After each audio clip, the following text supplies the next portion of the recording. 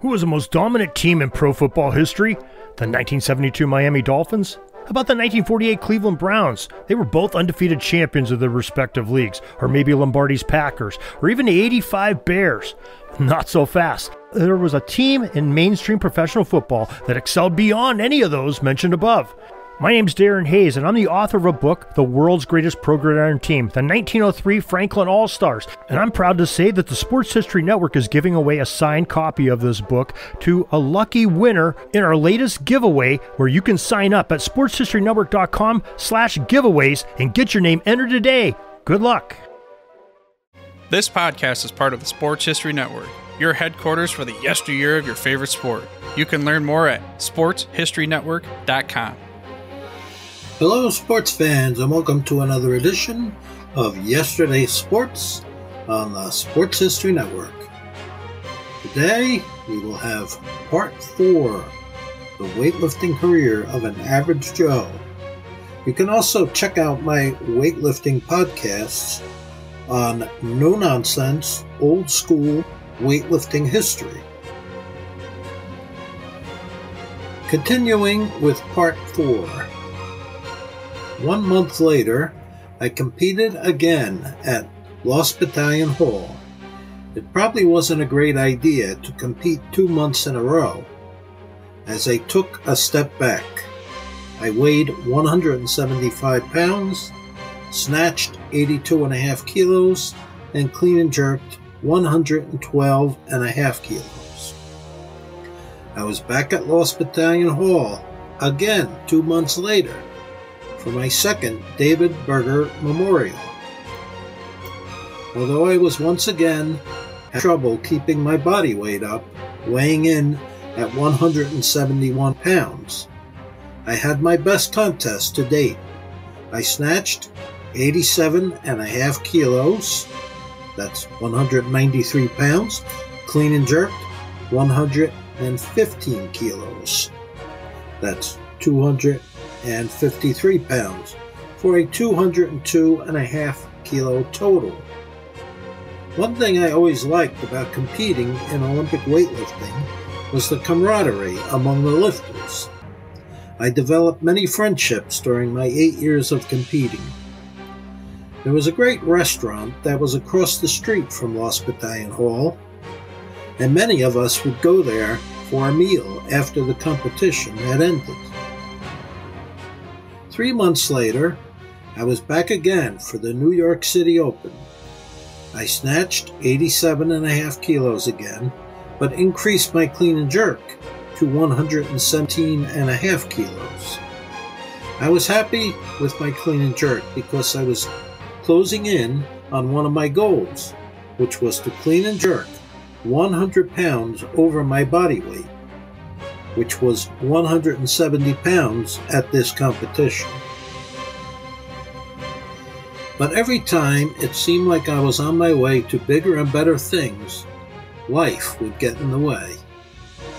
I can't remember specifically what was happening in my life at that time, but I do remember that for the next 12 months, my training once again became sporadic. I competed 4 times during that period, and never weighed more than 166 pounds. My best snatch was 82.5 kilos, and my best clean and jerk was 112.5 kilos. I had been competing for a little over 3 years now, and I still hadn't reached any of my goals yet. I knew if I was going to continue competing, I needed to rededicate myself and take this sport more seriously.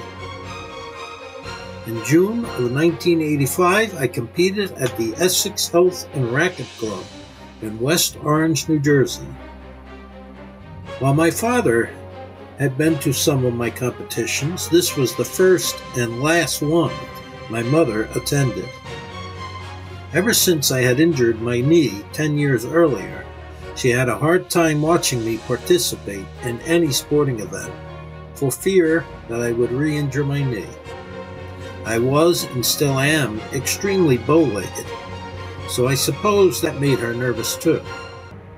She wanted to be there to show her support, but she just couldn't watch and would cover her face whenever it was my turn to lift.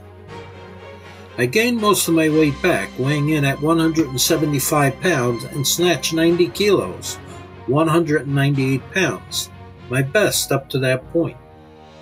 But I had a bad day on the clean and jerk. I had hoped to lift 125 kilos, 275 pounds, but I made only my opening attempt with 115 kilos, 253 pounds. I remember feeling very frustrated and disappointed about that. 1 month later, at the Garden State Games, I weighed in at 181 pounds, the heaviest I had ever weighed in up to that point. But I should have learned my lesson about competing 2 months in a row. It didn't go well the last time I tried it, and it didn't go well this time either. I made only my opening attempts, 82.5 kilo snatch and 115 kilo clean and jerk. In October, I was back at Lost Battalion Hall, competing in the Big Apple Open. I weighed 178 pounds and lifted terribly. I snatched 82.5 kilos and made only 110 kilos in the clean and jerk. I had been competing for almost 4 years now, and still hadn't reached any of my goals. My first goal was to snatch over 200 pounds, and my second goal was to clean and jerk 100 pounds over body weight. I wasn't even close, and I was starting to think maybe I was just wasting my time. But in spite of not being a natural, I did like being an Olympic lifter, and I didn't want to quit.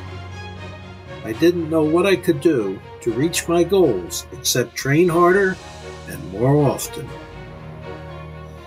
I competed in January 1986 at 177 pounds body weight and snatched 90 kilos, 198 pounds. I attempted 95, 209 pounds, but was unsuccessful. I did well in the clean and jerk with a lift of 125 kilos, 275 pounds, which was 98 pounds over body weight. My goals were finally in sight. 1 month later, at the David Berger Memorial, I weighed 177 pounds and finally reached one of my goals with a 92.5 kilo, 204 pound snatch. I did 122.5 kilos, 270 pounds in the clean and jerk. I attempted 127.5 kilos, but missed it. I vowed I would make it next time. 3 months later, at the New York City Open, I finally reached my goal of lifting 100 pounds over body weight. I didn't have a good day in the snatch, making only my opener of 85 kilos. But I clean and jerked 127.5 kilos, which is 281 pounds, and I only weighed 80 kilos, 176 pounds. So I lifted 105 pounds over body weight. I was very happy about that and celebrated at that restaurant across the street with my training partners. At the Garden State Games in July, I snatched 90 kilos and clean and jerked 130 kilos, 286 pounds. I was getting close to a 300-pound clean and jerk, and I was determined to achieve it. In October, I competed at the Big Apple Open at Lost Battalion Hall. I had competed there so many times that I felt very much at home. I weighed in at 188 pounds and had my best competition to date. I snatched 95 kilos, 209 pounds, and clean and jerked 137.5 kilos, 303 pounds. It was the most weight I had ever snatched, and the first time I ever lifted 300 or more pounds in the clean and jerk. There was no celebration at the restaurant this time because none of my teammates lifted in this meet, but I remember feeling very satisfied and happy about my performance. I also remember driving home and seeing Shea Stadium all lit up in the distance as Game 1 of the 1986 World Series between the New York Mets and the Boston Red Sox was about to begin. There was electricity in the air. It had taken me almost 5 years of competing to clean and jerk 303 pounds. It was a big accomplishment for me, and I was happy about it. But at the same time, I had to face the reality that I was never going to be a national caliber lifter. The top 4 or 5 USA lifters in my weight class were snatching what I clean and jerked. I wasn't even close to qualifying for the Nationals, so I set my sights on trying to qualify for the American Championships, which was a step below the Nationals. Even that would be difficult, as my weight class, 82.5 kilos, 181.8 pounds, had more lifters than any other weight class. So now I had to decide if I should move up to the next weight class, 90 kilos, 198.4 pounds. At 5'8.5", I was considered a bit tall for the 82.5 kilo class. Most of the lifters in the 82.5 weight class were about 5'7" or 5'6". I had 4 months until my next competition, so I increased my caloric intake and tried to get my weight up to 90 kilos. But I couldn't get past 85 or 86 kilos no matter how hard I tried. So I decided I would stay in the 82.5 kilo class and try my best to qualify for the American Championships. In February of 1987, I competed 3 times in an effort to qualify. My best of those 3 meets was at the military base in Bayonne, where for the first time ever, I had to cut weight. I weighed in at the class limit of 181.8 pounds. I snatched 100 kilos, 220 pounds, and clean and jerked 137.5 kilos, 303 pounds. But I needed to add about another 15 kilos onto my total to qualify for the American Championships. At this point, I was training extremely hard, probably overtraining. The overtraining caused a severe case of tendonitis in my knees and bursitis in my shoulder. This required cortisone shots and physical therapy. It was suggested that I take some time off from training to heal, but I knew from past experience that this was not a possibility, because every time I slacked off on training hard, I lost weight and strength. I competed 5 more times in 1987, but never snatched more than 100 kilos and never clean and jerked more than 137.5 kilos. The tendonitis in my knees was getting worse, and I knew I had gone about as far as my body would take me. But nevertheless, I continued on.